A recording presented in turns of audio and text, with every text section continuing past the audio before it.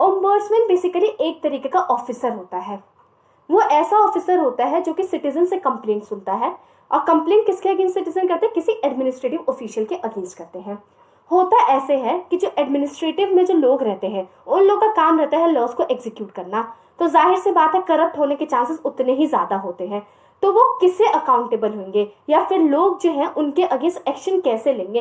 तो इस चीज के लिए हमारे पास ओम्बर्ट्समैन का कंसेप्ट है। ये है तो वैसे स्वीडन का कंसेप्ट, लेकिन इंडिया का भी इसका एक वर्जन है अपना, जिसे हम लोग लोकपाल बोलते हैं। लोक मतलब होता है पीपल, पाल मतलब होता है प्रोटेक्टर। ये एक संस्कृत वर्ड है। यहाँ पे मतलब ये हुआ कि प्रोटेक्टर ऑफ पीपल।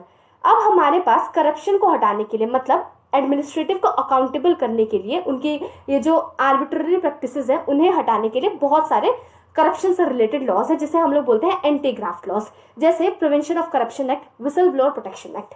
अब ये जो लोकपाल जो कंसेप्ट है ये आया कहाँ?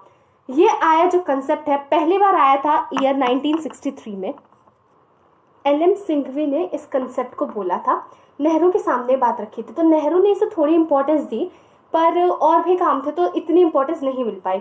उसके बाद अशोक कुमार सेन ने इस लोकपाल के बिल को 1960 की शुरुआत में लोकसभा में इंट्रोड्यूस करवाया था, लेकिन कुछ हो नहीं पाया। फिर क्या हुआ, बढ़ते करप्शन के चलते 1966 में एक कमिटी बनाई गई।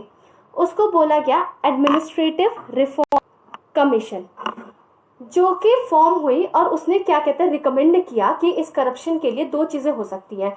पहले आप लोकपाल बनाओ यूनियन लेवल पे और लोकायुक्त बनाओ स्टेट लेवल पे, जिससे कि वो जो ऑफिसर्स होंगे वो कंप्लेन सुनेंगे और ये कंप्लेन जो है लेजिस्लेचर तक ला सकेंगे। लेकिन फिर भी इस पे कुछ हो नहीं पाया। 1968 में शांति भूषण इस बिल को लोकसभा में उन्होंने इंट्रोड्यूस कराया और वहां पे ये बिल पास भी हो जाता है, लेकिन राज्यसभा में नहीं पास हो पाता। अब रीजन क्या है? कोई भी लीडर इस कंसेप्ट को इतनी ज्यादा इंपॉर्टेंस नहीं दे रहा था, लेकिन अटल बिहारी वाजपेयी वो इतना ज्यादा इस बिल को इंपॉर्टेंस देते, उन्होंने ये बात तक कही, इस बात का प्रॉमिस दिया कि जो प्राइम मिनिस्टर है वो तक इसके एम्बिट में आएगा। तो आप सीरियसनेस देख सकते हो एक लीडर की। उसके बाद 2011 अन्ना हजारे के अनशन से पहले तक ये बिल लगभग 10 बार इंट्रोड्यूस हुआ होगा और हर बार रिजेक्ट हो गया। इससे ये बात पता चलती है कि कोई भी लीडर जो था वो इस बिल को प्रायोरिटी नहीं दे रहा था। रीजन क्या था? पहले से ही बहुत सारे आयोग थे, बहुत सारे ऑर्गेनाइजेशन थे जो कि करप्शन के अगेंस्ट काम कर रहे थे, लेकिन ऐसे उनसे किसी तरीके का रिजल्ट आ नहीं रहा था कि हम फिर से एक और चीज पास करें, एक और बिल पास करें। और पास करने की बात नहीं है, और वहां पे जो गवर्नमेंट थी, जो पार्टी थी पावर में, उन्हें लग रहा था कि उन्हें थोड़ा प्रॉब्लम अराइज हो सकता है। तो ये भी कुछ इश्यूज रहे होंगे, कुछ पॉलिटिकल इश्यूज। तो 2011 में बहुत इंपॉर्टेंट लोग इन्वॉल्व हुए, जैसे अरविंद केजरीवाल, किरण बेदी, इन जैसे लोग इन्वॉल्व हुए। और इन लोगों ने क्या किया, अन्ना हजारे को कंपेल किया कि वो महाराष्ट्र से आके दिल्ली में अनशन करें, लोगों को बताएं, लोगों को एक साथ जोड़े और सब लोग एक साथ फाइट करें कि ये जो बिल है ये पास हो जाए। करप्शन के अगेंस्ट आवाज उठाने के लिए सब लोग एक साथ आ गए। और आप यकीन नहीं मानेंगे, उस टाइम इस अमाउंट में लोग इकट्ठे हो गए जंतर मंतर पर, और कितने कैची और इमोशनल स्लोगन्स का उस टाइम इस्तेमाल किया गया था। कुछ इस तरीके का स्लोगन्स का इस्तेमाल किया गया था, एक 72 साल का बूढ़ा हमारे लिए अनशन करेगा और आप क्या करेंगे। ऐसे कुछ स्लोगन्स थे जो पास किए जाते, एसएमएस के थ्रू, कॉल के थ्रू। हमने लोगों को, मतलब जो बाकी तो लोग थे उन लोगों ने लोगों को जोड़ने की कोशिश करी और काफी मात्रा में भीड़ आ गई। ऐसा कहना था कि जो अन्ना के साथ नहीं वो भ्रष्टाचार के साथ है। तो बहुत सारे जो आम आदमी हैं एक साथ, वो सब इकट्ठा हो गए और सब ये बोलने लग गए, मैं भी अन्ना हूँ, अन्ना तुम संघर्ष करो, हम तुम्हारे साथ हैं। मुझे भी थोड़ा थोड़ा इंसिडेंट याद है कि लोग मतलब किस तरीके से इस चीज को लेके इतना सीरियस थे और किस तरीके से स्लोगन्स बोल रहे थे। और अन्ना हजारे ने उस टाइम इतने अच्छे स्लोगन्स बोले कि ऐसे स्लोगन्स बोले कि जिनको बना के रक्षक भेजा था वो बन गए भक्षक। तो इस तरह के कुछ स्लोगन्स यूज हुए थे। फिर 2014 में जब इसे प्रेसिडेंट के असेंट मिल जाते हैं इस बिल को, तो finally Lokpal and Lokayukta act 2014 बन गया। अब मैं आपको एक बात बताती हूँ, बिल तो बन गया लेकिन कोई भी लोकपाल जो है 2019 तक बना ही नहीं। मतलब आप देखो, प्रेशर में आके उन लोगों ने इस पर्टिकुलर एक्ट को पास तो कर दिया लेकिन उसे फोर्स में लाया ही नहीं। फिर मोदी गवर्नमेंट ने मार्च में इलेक्ट किया था। अब इससे पहले, अब ऐसा नहीं है कि यही करप्शन को लेकर एक एक्ट था, इससे पहले भी हमारे पास एक्ट था जो कि सेंट्रल विजिलेंस कमीशन के ऊपर था। उसके बारे में हम इस वीडियो में नहीं पढ़ेंगे, लेकिन हम अगले किसी और वीडियो में पढ़ेंगे। अब इसमें देखते हैं एक्ट के सेलिएंट फीचर्स।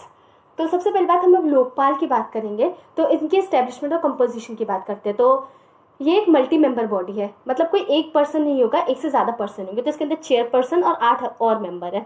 अब चेयरपर्सन की क्या क्या क्वालिफिकेशन है, वो या तो पहले एक्स फॉर्मर या फिर present chief justice of India हो, या फिर सुप्रीम कोर्ट के जज हो, या फिर कोई एमिनेंट पर्सन हो जिसको स्पेशलाइज्ड नॉलेज हो। अब बात करते हैं इन मेंबर्स की। 50% जो मेंबर्स हैं वो होंगे जुडिशियल मेंबर्स, बाकी 50% होंगे नॉन जुडिशियल मेंबर्स। अब क्वालिफिकेशन क्या है जुडिशियल मेंबर होने की, आप या तो प्रेजेंट या फिर former chief justice of high court रहे हो, या फिर आप सुप्रीम कोर्ट के जज रहे हो। और अगर बात करें नॉन जुडिशियल मेंबर्स की, तो इसमें भी 50% जो नॉन जुडिशियल मेंबर है उनके पास इम्पेकेबल इंटीग्रिटी होनी चाहिए, स्पेशलाइज्ड नॉलेज होना चाहिए, या फिर 25 ईयर्स का एक्सपीरियंस होना चाहिए उनके फील्ड में, जैसे anti corruption policy, public administration, vigilance, finance, law and management. कुछ ऐसे फील्ड्स है जहाँ पे उनके पास कम से कम 25 साल का एक्सपीरियंस रहना चाहिए, तो वो नॉन जुडिशियल मेंबर्स बनेंगे। अब इसमें सबसे इंपॉर्टेंट बात, जैसे मैंने आपको मेंबर्स तो बता दी कि 50% जुडिशियल 50% नॉन जुडिशियल, लेकिन इसका भी जब टोटल 50% हम लोग करेंगे ना, तो वो जो 50% है वो या तो SC ST OBC women in सब को बिलोंग करना चाहिए। मतलब जो 50% है वो रिजर्व्ड है इन लोगों के लिए, ठीक है। इनका अपॉइंटमेंट खुद प्रेसिडेंट करते हैं सिलेक्शन कमेटी के रिकमेंडेशन में। अब सिलेक्शन कमेटी के कौन कौन मेंबर है, एक तो प्राइम मिनिस्टर है, उसके बाद स्पीकर ऑफ लोकसभा, उसके बाद leader of the opposite party, उसके बाद CJI। अगर CJI नहीं आ पाता तो अपने बिहाफ पे किसी सुप्रीम कोर्ट के जज को अपॉइंट कर देते हैं, या फिर नॉट या फिर और एक एमिनेंट जूरिस्ट। तो ये जो लोग हैं ये सब सिलेक्शन कमेटी के मेंबर्स हैं। ये लोग क्या करेंगे, प्रेसिडेंट को रिकमेंड करेंगे कि आप इन मेंबर को आप एज ए लोकपाल में चूज करिए। अब बात करें जुरिस्डिक्शन की, लोकपाल के जुरिस्डिक्शन में खुद प्राइम मिनिस्टर आता है, और ग्रुप ABCD के जो ऑफिसर हैं वो लोग आते हैं। उसके बाद कोई भी पर्सन है जो किसी ऐसी कॉरपोरेशन, ऑर्गेनाइजेशन या बॉडी के अंडर काम कर रही है जो कि सेंट्रल गवर्नमेंट को बिलोंग करती है। लेकिन अब इसका भी एक्सेप्शन है, अगर सपोज कोई इंटरनेशनल रिलेशन से रिलेटेड कोई मैटर है, या फिर पब्लिक ऑर्डर बिगड़ने का कोई सवाल है, या फिर कोई ऐसा मैटर है, तो उसमें लोकपाल इंटरफेयर नहीं करेगी। या फिर अगर कोई ऐसा मैटर है जिसके लिए हमारे पास अल्टरनेटिव रेमेडी अवेलेबल है, तो लोकपाल के पास किसी भी तरीके की पावर नहीं है। अब तक आपको फंक्शन समझ आ गया होगा कि ये जो लोकपाल है उनका फंक्शन क्या है। उनका फंक्शन बस यही है कि सिटीजन से कंप्लेंट रिसीव करना किसी भी एडमिनिस्ट्रेटिव ऑफिशियल के अगेंस्ट, और उसके अंदर इंक्वायरी करना कि क्या वो सच में जो कंप्लेन है वो सही है, क्या ऑफिसर जो है वो सच में करप्ट है या करप्ट प्रैक्टिसेस चल रही है। ये मेन काम है जो कि लोकपाल का है, ठीक है। अब बात करते हैं इनके टेन्योर की। तो इनका टेन्योर बेसिकली 5 साल का है, या फिर जब तक 70 साल की उम्र नहीं हो जाती, जो भी इनमें से पहले आता है। अब बात करेंगे डिस्क्वालिफिकेशन की। तो अगर आपको लोकपाल बनना है तो ये चीज़ें नहीं होनी चाहिए। सबसे पहली बात, आप पार्लियामेंट के मेंबर नहीं होने चाहिए, आप किसी ऐसे ऑफेंस के लिए कन्विक्ट नहीं हुए होने चाहिए जो कि मोरल टर्पिट्यूड से रिलेटेड है, आपकी उम्र कम से कम 45 साल की होनी चाहिए, आप पंचायत या फिर म्यूनिसिपैलिटी के मेंबर ना हो, या फिर आप किसी सेंट्रल या स्टेट गवर्नमेंट के अंडर ऑफिस ऑफ प्रॉफिट ना होल्ड कर रहे हो। बात करें इनके रिमूवल की, तो ये लोग इजीली रिमूव भी किए जा सकते हैं। जैसे कि एक सुप्रीम कोर्ट के जज को रिमूव करने का प्रोसीजर होता है, कुछ इसी तरीके का प्रोसीजर है। तो किस ग्राउंड पे रिमूव किया जाएगा, प्रूव्ड मिसबिहेवियर और इनकैपेसिटी। तो सबसे पहले क्या होगा, जो मैटर होगा उसके अंदर सुप्रीम कोर्ट इंक्वायर करेगी। फिर क्या होगा, ये जो रिपोर्ट है पार्लियामेंट के पास अपनी सबमिट करेगी, और अगर पार्लियामेंट 2/3 मेजोरिटी से इस चीज़ के फेवर में है कि लोकपाल को रिमूव कर देना चाहिए, जो भी मेंबर है उसे रिमूव कर देना चाहिए, तो मेंबर रिमूव हो जाएगा। अगर 2/3 मेजोरिटी फेवर में वोट नहीं करती तो मेंबर को नहीं रिमूव किया जाएगा। जिस तरीके से लोकपाल है उसी तरीके से लोकायुक्त भी है जो कि स्टेट लेवल पे काम करते हैं, और इनका अपॉइंटमेंट जो है गवर्नर करता है chief justice of high court के साथ कंसल्ट करके, और लेजिस्लेटिव असेंबली के जो लीडर होता है अपोजिशन पार्टी का उसके साथ कंसल्ट करके। अब ये एक्ट पास होने से पहले भी बहुत सारे स्टेट थे जिनके पास लोकायुक्त का अरेंजमेंट है। अभी भी कुछ स्टेट्स हैं जो कि इस एक्ट के पास होने के बाद भी उनके पास लोकायुक्त का अरेंजमेंट नहीं है। तो अब हम देखते हैं कुछ ऐसे स्टेट जिनके पास लोकायुक्त है, जैसे कि उत्तर प्रदेश, ओडिशा, राजस्थान, बिहार, कर्नाटका, गुजरात, केरला, तमिलनाडु, मध्य प्रदेश, आंध्र प्रदेश और दिल्ली। ये कुछ जगह है जहाँ पे हमारे पास लोकायुक्त का सिस्टम है। अब मैं आपको एक बात बताती हूँ, ये एक्ट पास कब हुआ था? 2014 में। लेकिन जो इंडिया का पहला लोकपाल है वो 2019 मार्च में चुने गए थे, पिनाकी चंद्र घोष। अब इनको रीजन ये दिया जाता है, मतलब रीजन क्या बताया जाता है कि अब तक लोकपाल क्यों नहीं चुना गया था? रीजन ये बताया जाता है क्योंकि 2014 में कोई लीडर ऑफ अपोजिशन पार्टी था ही नहीं कि किसके साथ कंसल्ट करे, तो ये मैटर जाता है सुप्रीम कोर्ट।